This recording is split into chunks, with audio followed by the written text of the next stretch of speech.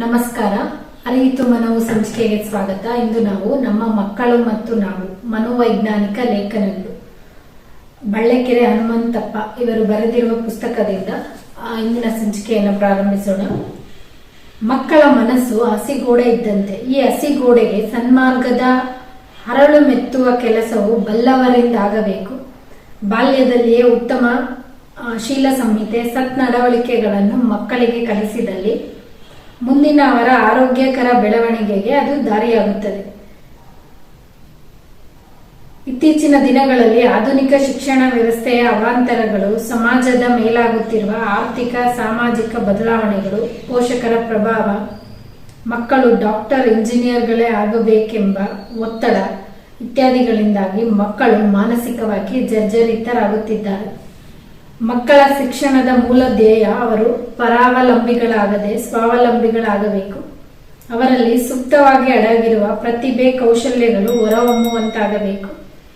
ಭಾವ ಶಿಕ್ಷಣದಿಂದ ಮಕ್ಕಳ ಮನಸ್ಸು ವಿಕಸನಗೊಳ್ಳಬೇಕು. ಪೋಷಕರು ಮತ್ತು ಶಿಕ್ಷಕರು ಕೇವಲ ಮಾರ್ಗದರ್ಶನ ನೀಡಿದರೆ ಸಾಲದು. ಮಕ್ಕಳೇ ಅವಲೋಕಿಸಿ ಆಲೋಚಿಸಿ ಕಾರ್ಯಪ್ರವೃತ್ತರಾಗುವಂತಹ ವೃತ್ತಿಪರ ಮತ್ತು ನಾಯಕತ್ವದ ಲಕ್ಷಣಗಳನ್ನು ಮೈಗೂಡಿಸಿಕೊಳ್ಳಲು ಪ್ರಚೋದಿಸುವಂತಾಗಬೇಕು. ಈ ದಿಸೆಯಲ್ಲಿ ಈಗಾಗಲೇ ಜಗತ್ತಿನಾದ್ಯಂತ ಮನಃಶಾಸ್ತ್ರಜ್ಞರು, ಶಿಕ್ಷಣ ತಜ್ಞರು, ಚಿಂತಕರು ಮಕ್ಕಳ ಮಾನಸಿಕ ಬೆಳವಣಿಗೆ, ಆರೋಗ್ಯ, ವ್ಯಕ್ತಿತ್ವ ವಿಕಸನಕ್ಕೆ ಸಂಬಂಧಿಸಿದಂತೆ ಚಿಂತನೆ ನಡೆಸಿದ್ದಾರೆ. ಸೊ ಮಕ್ಕಳ ಒಟ್ಟಾರೆ ಬೆಳವಣಿಗೆಗೆ ಎಲ್ಲರೂ ಅವರದ್ದೇ ಆದ ರೀತಿಯಲ್ಲಿ ಶ್ರಮದಾನ ಮಾಡ್ತಾ ಇದ್ದಾರೆ. ಇತ್ತೀಚೆಗೆ ನನ್ಗೊಂದು ಕೇಸ್ ನೋಡಿದಾಗ ಆ ಮಗು ಜಸ್ಟ್ ಇನ್ನ ಫಸ್ಟ್ ಸ್ಟ್ಯಾಂಡರ್ಡ್ ಎಷ್ಟು ಪ್ರೆಷರ್ ಅನುಭವಿಸ್ತಾ ಇದೆ ಅಂದ್ರೆ, ಜಸ್ಟ್ ನೀವು ಪೋಷಕರು ನಿಮ್ಮ ಬಾಲ್ಯನ ನೆನಪಿಸ್ಕೊಳ್ಳಿ. ಆ ಏಜ್ ನಲ್ಲಿ ನೀವು ಹೇಗ್ ಪರ್ಫಾರ್ಮ್ ಮಾಡ್ತಾ ಇದ್ರಿ, ನಿಮ್ಮ ಬಾಲ್ಯ ಹೇಗಿತ್ತು, ಆ ಜೀವನ ಎಷ್ಟು ಮುಕ್ತವಾಗಿ ಆನಂದಿಸ್ತಿದ್ರಿ, ಶಾಲಾ ದಿನಗಳು ಹೇಗಿದ್ದು, ಪೇರೆಂಟ್ ಸಪೋರ್ಟ್ ಹೇಗಿತ್ತು, ನಿಮ್ಮ ಒಡ ಹುಟ್ಟಿದವರೊಂದಿಗೆ ಬಾಂಧವ್ಯ ಹೇಗಿತ್ತು, ಇದನ್ನೆಲ್ಲ ಜಸ್ಟ್ ಮೆಲ್ಕು ಹಾಕಿ. ಬಟ್ ಈಗ ನಾವು ನಮ್ಮ ಮಕ್ಕಳಿಗೆ ಆ ಸ್ವಾತಂತ್ರ್ಯನ ಕೊಡ್ತಾ ಇದೀವ, ಅವಕಾಶಗಳನ್ನ ಕಲ್ಪಿಸಿ ಕೊಡ್ತಾ ಇದೀವ. ಆ ಮಗು ಇನ್ನ ಫಸ್ಟ್ ಸ್ಟ್ಯಾಂಡರ್ಡ್, ಬೇರೆ ಎಲ್ಲದರಲ್ಲೂ ತುಂಬಾ ಆಕ್ಟಿವ್ ಆಗಿದ್ದಾನೆ, ಆದ್ರೆ ಓದೋದ್ರಲ್ಲಿ ಸ್ವಲ್ಪ ಹಿಂದಿದ್ದೇನೆ. ಅದಕ್ಕೆ ಮುಂದಿನ ಅಧ್ಯಾಯಗಳಲ್ಲಿ ನಾವಿಲ್ಲಿ ತಿಳ್ಕೊಳ್ತಾ ಹೋಗ್ತೀವಿ. ಲರ್ನಿಂಗ್ ಡಿಸಬಿಲಿಟಿ ಅಂದ್ರೆ ಏನು, ಅದ್ರ ಲಕ್ಷಣಗಳೇನು, ಅದನ್ನ ಹೇಗೆ ಎಫೆಕ್ಟಿವ್ ಆಗಿ ಹ್ಯಾಂಡಲ್ ಮಾಡೋದು, ಇದನ್ನೆಲ್ಲ ಮುಂದಿನ ಸಂಚಿಕೆಗಳಲ್ಲಿ ತಿಳ್ಕೊಳ್ತಾ ಹೋಗೋಣ. ಆ ಮಗು ಬೇರೆ ಎಲ್ಲದರಲ್ಲೂ ತುಂಬಾ ಎಕ್ಸಲೆಂಟ್ ಇದೆ, ಓದೋದ್ರಲ್ಲಿ ಬಿಟ್ಟು ಕಷ್ಟಪಡ್ತಾ ಇದೆ. ಅದಕ್ಕೆ ಅದರದೇ ಆದ ಲರ್ನಿಂಗ್ ಸ್ಟೈಲ್ ಇರುತ್ತೆ.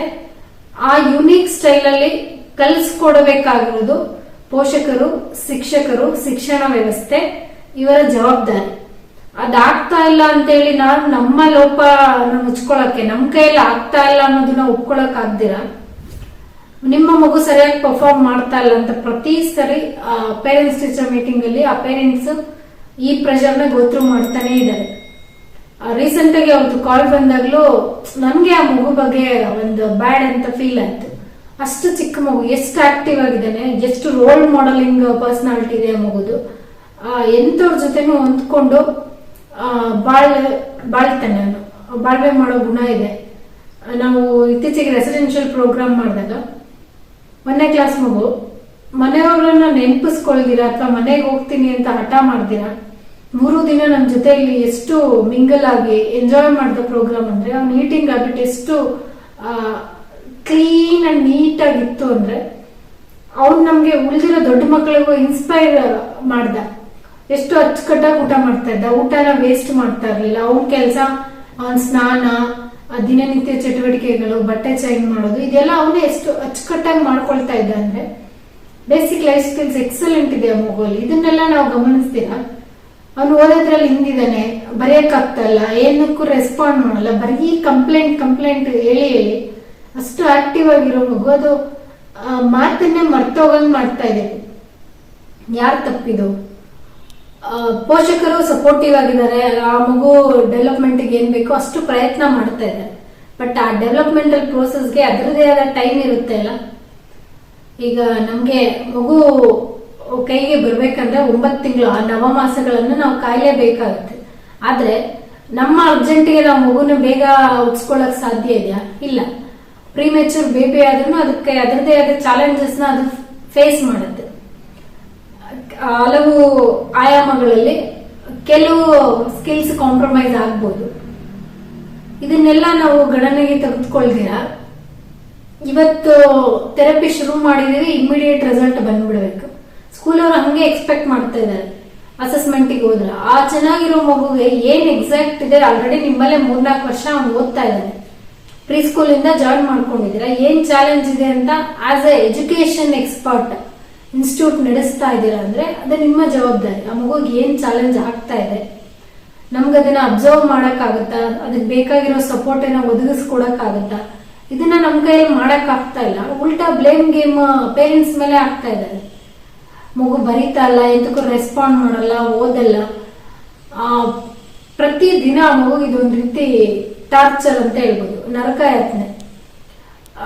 ಈ ಪ್ರೋಸೆಸ್ ಅಲ್ಲಿ ಆ ಮಗು ಕಾನ್ಫಿಡೆನ್ಸ್ ನೇ ಕಿತ್ಕೊಳ್ತಾ ಇದ್ದಾರೆ. ಇದರ ಅರಿವು, ಆ ಸೂಕ್ಷ್ಮತೆ ಆಸ್ ಎ ಹ್ಯೂಮನ್ ಬೀಯಿಂಗ್ ಅಲ್ಲಿರೋರಿಗೆ ಇಲ್ವಾ ಅನ್ನೋದು ನನ್ನ ಪ್ರಶ್ನೆ. ಧನ್ಯವಾದಗಳು.